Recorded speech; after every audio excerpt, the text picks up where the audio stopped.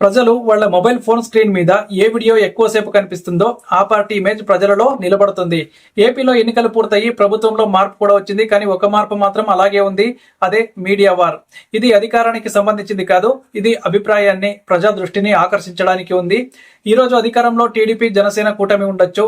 కానీ వాళ్ళ మీడియా శక్తి ముందు రోజుల్లో ఎంత బలహీనంగా ఉండింది, ఇప్పుడు ఎంత మేరకు పుంజుకుంది. అదే సమయంలో వైఎస్ఆర్ కాంగ్రెస్ పార్టీ గతంలో తన మీడియా వింగ్ తో ఏ విధంగా ప్రభావం చూపించింది, ఇప్పుడు ఎలా వెనుకబడింది అనేది తెలుసుకుందాం.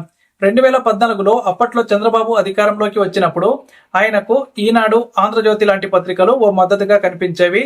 కానీ ఎలక్ట్రానిక్ మీడియా, సోషల్ మీడియా అంతగా టీడీపీకి కలిసి రాలేదు. అదే సమయంలో జగన్ వైపు సాక్షి టీవీ, సాక్షి పత్రిక లాంటి మీడియా వాహనాలు పూర్తిగా పనిచేస్తూ ప్రజల దృష్టిలోకి తీసుకెళ్లాయి. జగన్ కు సోషల్ మీడియా అనుసరణ చాలా గొప్పదిగా ఏర్పడింది. వాస్తవానికి 2019 ఎన్నికల్లో వైఎస్ఆర్ కాంగ్రెస్ పార్టీని గెలిపించిన కారణాల్లో మీడియా పాత్ర కూడా ఎంతో కీలకం. ప్రతి స్కీమ్ ని, ప్రతి విమర్శని ప్రజలకు అందుబాటులోకి తీసుకొచ్చిన విధానం ఎలాంటిదంటే అది సాక్షి మీడియా శక్తి అన్నమాట. కానీ అది ఎంతకాలం నిలుస్తుందన్నదే ప్రశ్న. 2024 వరకు వైఎస్ఆర్సీపీకి సోషల్ మీడియా మీద గట్టి పట్టు కనిపించింది.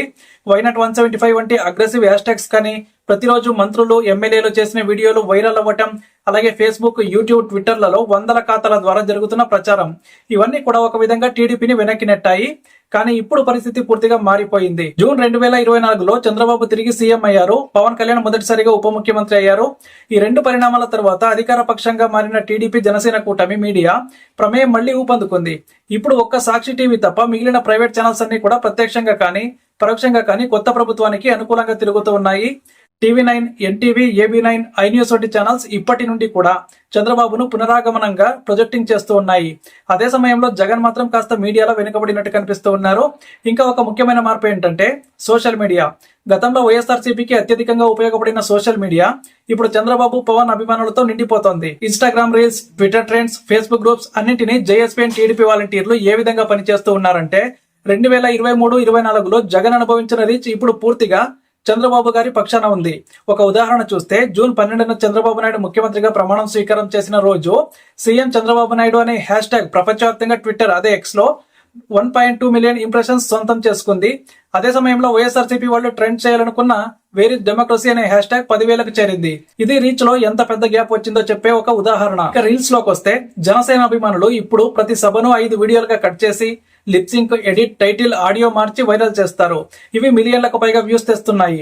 ఇంకా ఒక విషయం ఏంటంటే చంద్రబాబు ఇప్పుడు నేరుగా వీడియోల ద్వారా ప్రజలతో మాట్లాడుతూ ఉన్నారు. Live streams, real time press conference ఇవన్నీ గతంలో జగన్ గారు చేసిన విధానాన్ని మించిపోతూ ఉన్నాయి. జగన్ గారు తన చివరి ఏడాదిలో కొంత భాగం అపరిచితంగా గడిపారు. అంటే మీడియా ముందుకు రావటం తగ్గించారు. అదే చంద్రబాబు రోజుకో వీడియో, పవన్ కళ్యాణ్ ప్రతి మాట మీద రీల్స్, క్లిప్స్, సోషల్ కోట్స్, ఇది రీచ్ ని పెంచిన విధానం. ఇంకా ఇతర విశ్లేషణలకు వస్తే సాక్షి టీవీ ఒక్కటే వైఎస్ఆర్సీపీ వాయిస్. కానీ TV5, NTV, ABN, I dream లాంటి యూట్యూబ్ మీడియా కాస్త తిరుగుతూ అధికార పక్షం వైపు మొగ్గు చూపుతూ ఉన్నాయి. అలాగే సాక్షి టీవీ బలంగా ఉందా అంటే ఖచ్చితంగా బలంగా ఉంది అనే సమాధానం వినిపిస్తోంది. కానీ ప్రస్తుతం జనరేషన్ ట్రస్ట్ చేస్తున్నది ఏమిటంటే YouTube channels, meme pages, influencer videos, ఇవి ఇప్పుడు టీడీపీకి బలంగా మారాయి. ఇంకా ట్విట్టర్ లో జేఎస్పీ డిజిటల్ ఆర్మీ, మన Amaravati, Andhra 2029 vision, CBN youth force, అన్నా సీఎం అగైన్ లాంటి హ్యాండిల్స్ ఎప్పటికప్పుడు సమాచారాన్ని, ఆరోపణలను, వాస్తవాలను సరిచూసిన సమాధానాలను అందిస్తూ వైరల్ అయ్యాయి. వీటితో పోలిస్తే వైఎస్ఆర్సీపీ సోషల్ మీడియా వింగ్, సాక్షి వారియర్స్ లాంటి పేజీలు ఇప్పుడు కాస్త పడిపోయినట్టు కనిపిస్తుంది. ఇంకా వాస్తవం ఏంటంటే ప్రజల అభిప్రాయం నిత్యం మారిపోతూ ఉంటుంది. ఇది ఎవరికి శాశ్వతంగా ఉండదు. కానీ 2025 జూన్ నాటికి చూస్తే టీడీపీ, జనసేన కూటమి మీడియా ఆధిపత్యం పూర్తిగా పెంచుకుంది. జగన్ మీడియా డిఫెన్సివ్ మోడ్ లో ఉంది. గతంలో జగన్ పార్టీ మీడియా మీద ఆధారపడేది, ఇప్పుడు అదే మీడియా తక్కువ ప్రభావంతో ఉంది. టీడీపీ మాత్రం ఇప్పుడు సోషల్ మీడియాను ఎంత సమర్థవంతంగా వాడుతుందో చూస్తే 2029 ఎన్నికలకే కాకుండా ప్రతి పాలనా నిర్ణయాన్ని కూడా ప్రజల ముందుకు చక్కగా తీసుకెళ్తున్నట్టు తెలుస్తోంది. ఇక్కడే అసలైన ప్రశ్న, 2029లో ఎవరు గెలుస్తారో పక్కన పెడితే ప్రజల మనసులను గెలుచుకోవడం ఇప్పటి నుంచే మొదలైంది. ఆ పరులో మీడియా యుద్ధం మొదటి అడుగు. ఇప్పటి పరిస్థితుల్లో టీడీపీ, జనసేన మీడియా ఏకంగా ప్రజాభిప్రాయాన్ని రిప్రజెంట్ చేయగలిగే స్థాయికి ఎదిగింది. వైఎస్ఆర్సీపీ కొత్త స్ట్రాటజీ తెచ్చుకోకపోతే అది ఒకవైపు ప్రజలలో గుర్తింపు కోల్పోవడమే కాదు, తమ శక్తిని కూడా తక్కువ చేసి చూపించడమే అవుతుంది. ఒక పార్టీ గెలిచిందని మీడియా వారు ఆగిపోదు, నిజానికి అప్పుడే మొదలవుతుంది. నిజమైన శక్తి ప్రజల చేతిలో ఉంది. వాళ్ళ మొబైల్ ఫోన్ స్క్రీన్ మీద ఏ వీడియో ఎక్కువసేపు కనిపిస్తుందో ఆ పార్టీ ఇమేజ్ ప్రజలలో నిలబడుతుంది. ఇప్పుడు టీడీపీ, జనసేన అదే చేస్తూ ఉన్నాయి.